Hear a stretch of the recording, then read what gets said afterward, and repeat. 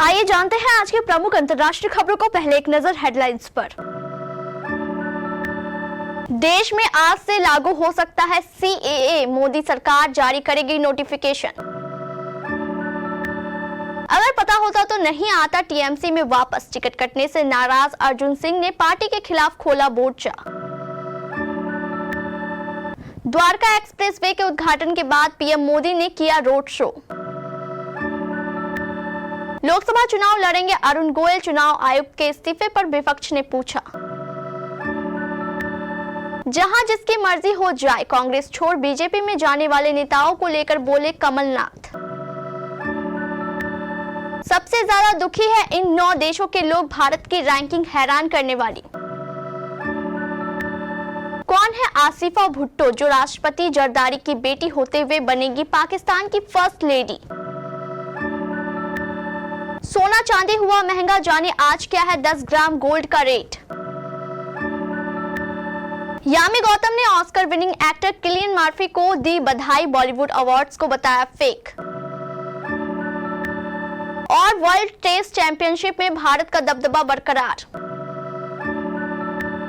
आगामी लोकसभा चुनावों की तारीखों का ऐलान कुछ ही दिनों में हो सकता है। ऐसे में केंद्र सरकार देश में नागरिकता संशोधन कानून लागू करने जा रही है। सूत्रों की माने तो आज सोमवार रात को केंद्र सरकार की तरफ से इसका नोटिफिकेशन जारी हो सकता है। इसके बाद आज से ही देश में नागरिकता संशोधन कानून यानी CAA लागू हो जाएगा। दरअसल CAA संसद से पारित हुए करीब 5 साल बीत चुके हैं।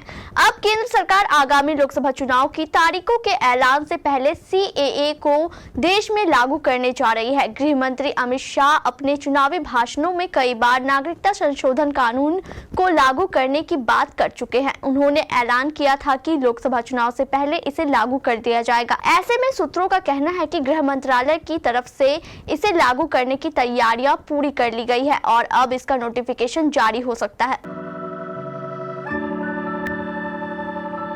आगामी लोकसभा चुनाव के लिए तृणमूल कांग्रेस यानी TMC ने पश्चिम बंगाल की सभी 42 सीटों पर उम्मीदवारों का ऐलान रविवार यानी कल 10 मार्च को कर दिया। इस लिस्ट में सबसे बैरकपुर से मौजूदा सांसद अर्जुन सिंह का नाम नहीं है। पार्टी आलाकमान ने अर्जुन सिंह का टिकट काटकर उनकी जगह विधायक और ममता सरकार में मंत्री पार्थ भौमिक को मैदान में उतारा है। दूसरी तरफ टिकट कटने के बाद अर्जुन सिंह पार्टी से नाराज बताए जा रहे हैं। इसकी झलक टिकट की घोषणा के बाद ही दिखी। जैसे ही बैरकपुर से पार्थ भौमिक का नाम सामने आया, वैसे ही अर्जुन सिंह बगावती तेवर में नजर आए। बताया जा रहा है कि टिकट की घोषणा के दौरान ही अर्जुन सिंह मंच से उतर गए।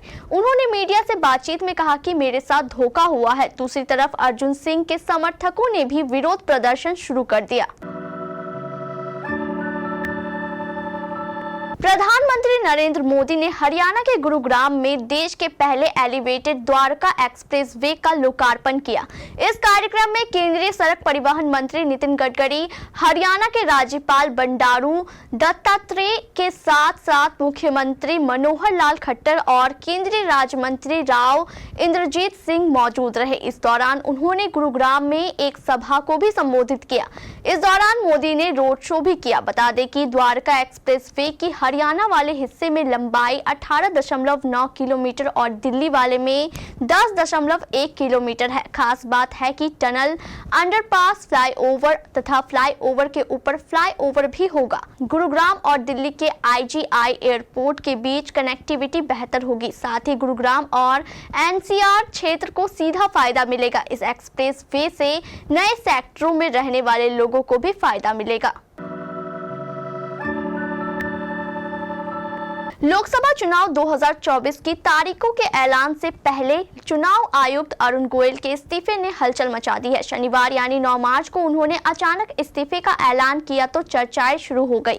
कहा जा रहा है कि अरुण गोयल ने मुख्य चुनाव आयुक्त यानी CEC राजीव कुमार से मतभेदों के चलते यह कदम उठाया। इस बीच कांग्रेस ने यह भी सवाल किया है कि इस्तीफे की वजह वाकई CEC के साथ मतभेद है या फिर अरुण गोयल भी लोकसभा चुनाव लड़ने की तैयारी कर रहे हैं।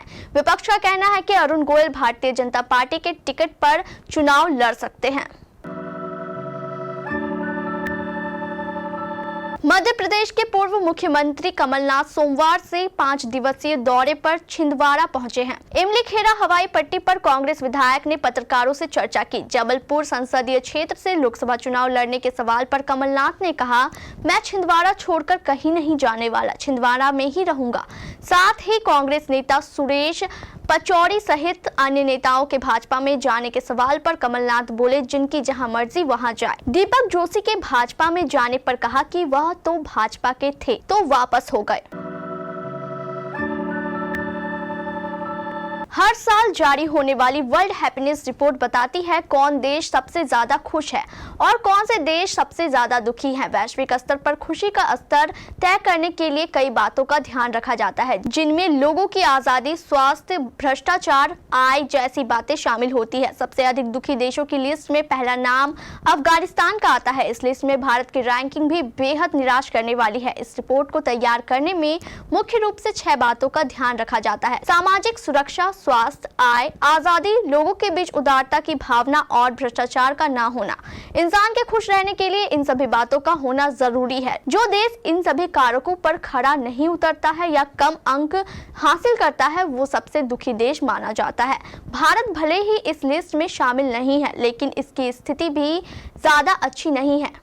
137 देशों की लिस्ट में भारत नीचे से 12वें स्थान पर है, यानी यह दुनिया का 12वां सबसे दुखी देश है। भारत वैश्विक पटल पर तेजी से उभरती हुई अर्थव्यवस्था बन रहा है, लेकिन हैप्पीनेस रिपोर्ट में इसका प्रदर्शन ज्यादा अच्छा नहीं है। आसिफ अली जरदारी ने रविवार को दूसरी बार पाकिस्तान के राष्ट्रपति पद की शपथ ली।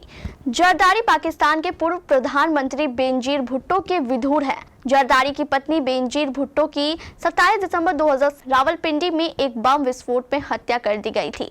अमूमन राष्ट्रपति की पत्नी को देश की प्रथम महिला माना जाता है। ऐसे में लोगों के मन में ये सवाल है कि पाकिस्तान की प्रथम महिला कौन बनने जा रही है। मीडिया रिपोर्ट से मिली जानकारी के अनुसार कल इस्लामाबाद में राष्ट्रपति भवन में शपथ ग्रहण समारोह के दौरान जरदारी के साथ उनकी सबसे छोटी बेटी आसिफा भुट्टो जरदारी भी थी। इस बीच एक दूसरे मीडिया रिपोर्ट के अनुसार बेनजीर भुट्टो की बेटी आसिफा भुट्टो देश की प्रथम महिला की भूमिका निभाने के लिए तैयार है। भारतीय सराफा बाजार में आज 11 मार्च 2024 को सोना और चांदी महंगा हुआ है। महंगा होने के बाद सोने की कीमत 65,000 रुपए प्रति 10 ग्राम के पार है। वहीं चांदी का भाव 72,000 रुपए प्रति किलो से अधिक है। राष्ट्रीय स्तर पर 999 शुद्धता वाले 24 कैरेट के 10 ग्राम सोने की कीमत 65,635 है, जबकि 999 शुद्धता वाली चांदी की कीमत 72,539 रुपए है। India Boolean and jewellers association के मुताबिक गुरुवार की शाम को 24 कैरेट का शुद्ध सोना 64,955 रुपए प्रति 10 ग्राम का था, जो आज सोमवार सुबह 65,635 रुपए पर आ गया है। इसी तरह शुद्धता के आधार पर सोना और चांदी दोनों ही महंगे हुए हैं।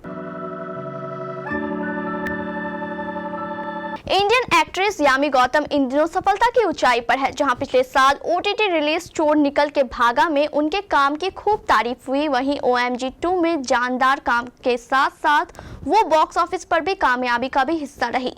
अब उनकी फिल्म आर्टिकल 370 थिएटर्स में माहौल जमाए हुए है। यामी ने अब ऑस्कर जीतने वाले एक्टर किलियन मर्फी को सोशल मीडिया प्लेटफॉर्म एक्स पर किलियन को बधाई देते हुए यामी ने एक पोस्ट लिखी और इसी के बहाने फेक फिल्मी अवार्ड्स पर निशाना भी साधा। यामी ने लिखा कि किलियन की जीत इस बात का सबूत है कि अंत में टैलेंट सबसे ऊपर रहता है। ऑस्ट्रेलिया ने न्यूजीलैंड को दूसरा टेस्ट हराकर 2 मैचों की सीरीज में क्लीन स्वीप कर दिया। लगातार 2 मुकाबले जीतने वाली ऑस्ट्रेलिया वर्ल्ड टेस्ट चैंपियनशिप के पॉइंट्स टेबल में भारत को पछाड़ नहीं सकी। भारतीय टीम ने हाल ही में इंग्लैंड के खिलाफ 5 मैचों की टेस्ट सीरीज में 4-1 से जीत दर्ज की थी, जिसके बाद वह टेबल में अव्वल है। न्यूजीलैंड का सुपड़ा साफ करने वाली ऑस्ट्रेलिया पॉइंट्स टेबल में दूसरे नंबर पर पहुंच गई है। वर्ल्ड टेस्ट चैंपियनशिप के मौजूदा साइकिल में भारत ने 9 मुकाबले खेल लिए हैं, जिनमें उन्होंने 6 में जीत हासिल की, 2 गंवाए और 1 ड्रॉ पर खत्म करवाया। भारत का जीत प्रतिशत 68.51 का है। वहीं दूसरे नंबर पर मौजूद ऑस्ट्रेलिया ने 12 मैच खेल लिए हैं, जिनमें उन्होंने 8 जीते, 3 गंवाए और 1 ड्रॉ पर खत्म करवाया। ऑस्ट्रेलिया का जीत प्रतिशत 62.50 का है। लिस्ट में न्यूजीलैंड की टीम तीसरे नंबर पर है, जिन्होंने अब तक 6 मुकाबले खेले हैं। 6 मैचों में न्यूजीलैंड ने 3 जीते 3 गंवाए। कीवी टीम का जीत प्रतिशत 50 का है।